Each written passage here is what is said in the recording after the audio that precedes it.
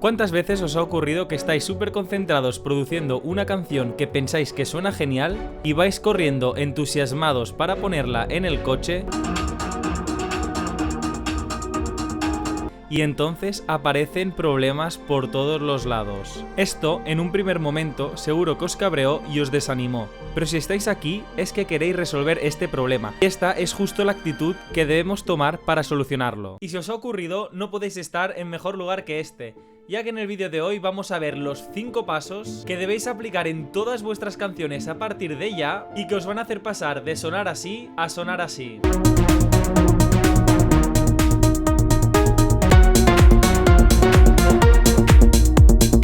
Tenemos esta canción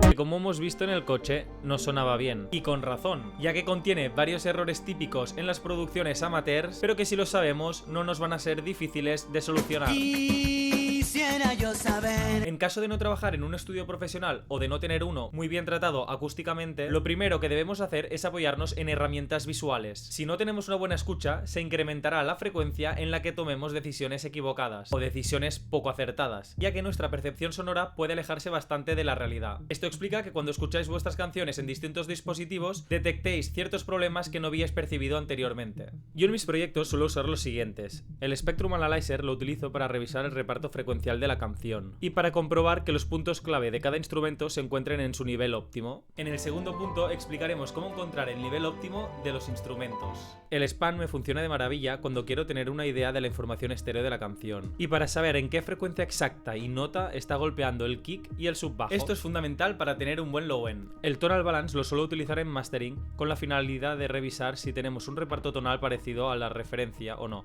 En este caso ya vemos de entrada que el reparto tonal no se parece en absoluto a la referencia. Como este plugin es un poco caro, antes de comprarlo diseñé una cadena de medición que te da un resultado parecido. Y lo hice con plugins gratuitos. Dejo link al short donde explicamos cómo lo podéis diseñar. Finalmente, para saber los loops de la canción, utilizo el plugin gratuito Yolin, que a su vez también va fenomenal para revisar los picos de los elementos del tema. Fijaros en el clap, el kick, los hats.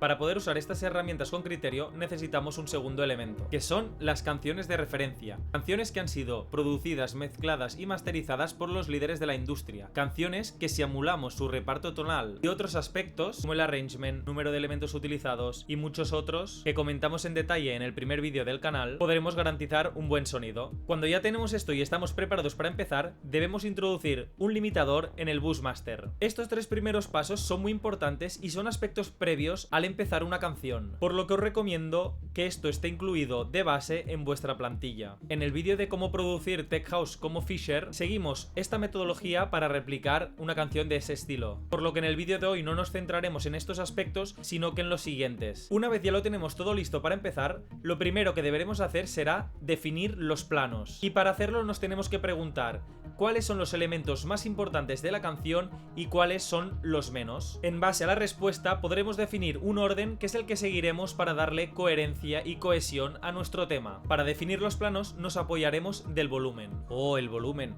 pero si esto es muy básico. Sí, pero aunque controlar el volumen parece una tarea muy sencilla y que todo el mundo puede hacer bien, la verdad es que controlarlo adecuadamente no es tan fácil. Y casi que me atrevería a decir que hacer esto bien tendrá más importancia para los propósitos del vídeo de hoy que ser un experto en ecualización o compresión. En nuestro tema definiremos como elementos principales el kick, el bajo y la melodía. Elementos secundarios, los claps y los hats, y los elementos del fondo serán los pads y los otros elementos. Esta es una estructura muy parecida a la de las referencias que usamos para este género, por lo que ajustaremos los planos en base a ello. Ahora que tenemos el limitador, lo subiremos hasta que el kick llegue sobre -5.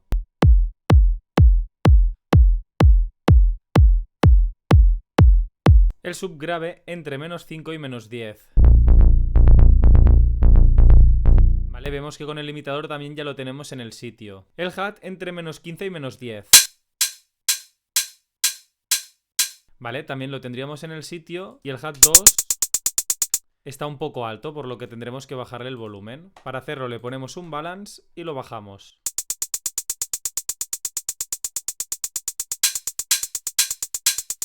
El clap sobre -15 ¿Vale? También comprobamos que ambos claps tienen un volumen un poco superior al que debería, por lo que pondremos un balance en ambos y bajaremos un poco el volumen. La melodía también la pondremos sobre los -10. Observamos que también está más alta, por lo que tenemos que bajarla.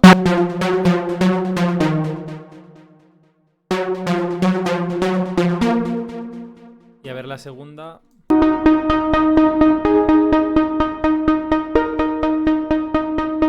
Y el pad lo tendremos que poner varios escalones por debajo, por lo cual entre -20 y -25.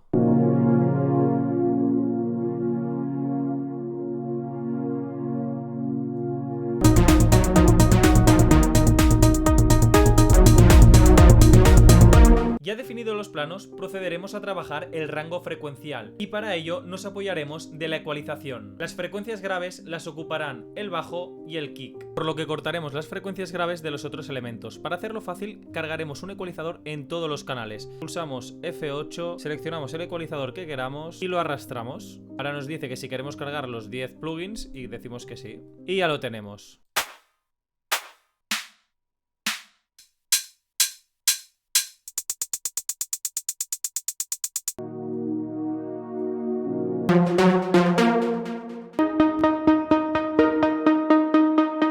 Las frecuencias medias estarán dominadas por la melodía, también en segundo plano los pads y los claps, y las frecuencias agudas las dominarán los hi-hats. Básicamente en este tema encontramos dos errores típicos. ¿Adivináis cuáles son? El primero es el diseño del low end. Vemos que hay dos bajos que tienen las mismas notas y comparten las mismas frecuencias, por lo que lo único que están haciendo es estorbarse. Adicionalmente, en lo que conforma el grave, observamos que está dibujado en unas notas que no son óptimas para diseñar un buen subgrave. Nos podemos plantear cambiarlo. Por otro lado, lo mismo ocurre con las melodías. Tenemos dos melodías con diseño de sonido muy parecido, notas parecidas, y lo único que hacen es estorbarse y confundir al espectador. Por lo que ahora me pondré a solucionar estos problemas y os enseño de vuelta cómo ha quedado.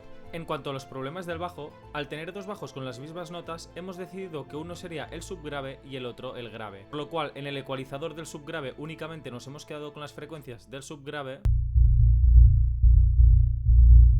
Y en las del grave nos hemos quedado con las del grave y hemos cortado todas las del subgrave. De este modo, cada bajo tiene una función y entre ellos pueden coexistir mucho mejor que antes. Y lo mismo hemos hecho con los claps. La negra sombra de la codicia es... En este nos hemos quedado con las frecuencias medias y con el segundo también hemos reforzado un poco las frecuencias medias para que tenga más sensación de golpe.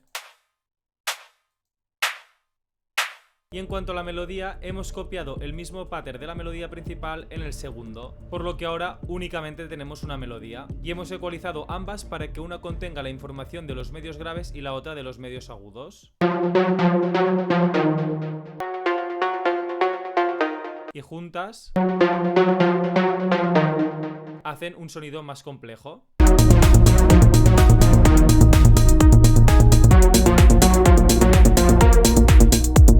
Si os está gustando el vídeo, apoyadnos con un buen like y suscribiros al canal. Y el bonus es que una vez ya tenemos definido los planos y el rango frecuencial, debemos repasar la dinámica del tema. En este caso nos podemos apoyar de compresores, limitadores e incluso plugins de distorsión. También, si el objetivo es reducir los picos, por ejemplo, entre el kick y el clap y los hi-hats, podemos hacer una técnica de colocación de los elementos. Pero bueno, la idea de esto es ir revisando, apoyándonos de herramientas visuales, si los elementos contienen muchos picos o no, y si estos están apretando demasiado o no el limitador. En caso de que los encontremos, deberemos aplicar procesos con las herramientas que hemos mencionado para poder controlar estos picos y hacer que el limitador pueda respirar mejor. Fijaros en los picos cuando ponemos únicamente el kick.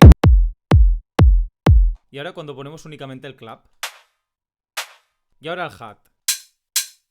Cuando ponemos el kick y el hat, estamos casi llegando al máximo. Y cuando ponemos el clap,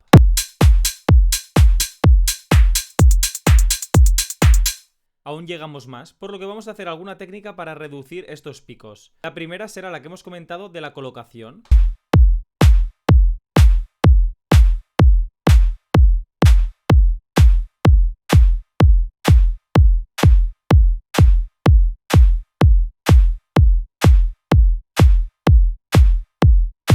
Fijaros que con esta técnica hemos conseguido reducir un poco, pero muy poco, por lo que recurriremos a otras. Vamos a introducir un decapitator en el clap para ver si conseguimos reducir los picos sin perder sonoridad.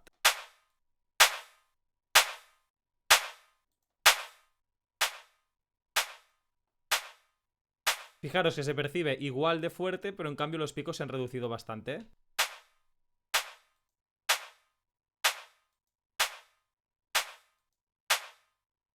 Por lo que con ambas técnicas hemos solucionado parte del problema. Este mismo decapitator lo copiaremos en el segundo clap y también en el hat.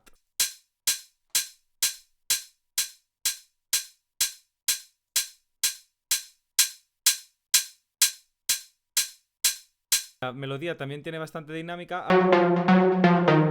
Aplicaremos un glue compresor.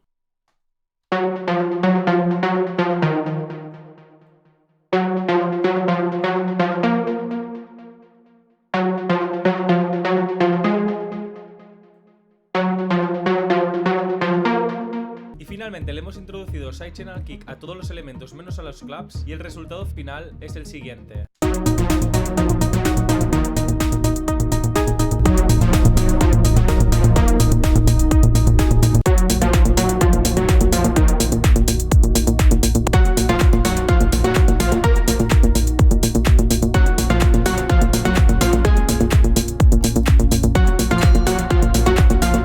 Y ahora llegamos a la prueba de fuego. En el ordenador hemos visto que sonaba mucho mejor, pero lo tenemos que comprobar aquí en el coche.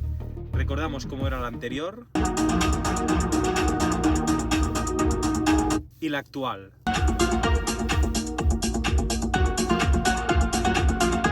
Obviamente la canción se tiene que trabajar en las etapas de mezcla y masterización, pero es que esto ya es otra cosa totalmente distinta. Así vamos por buen camino.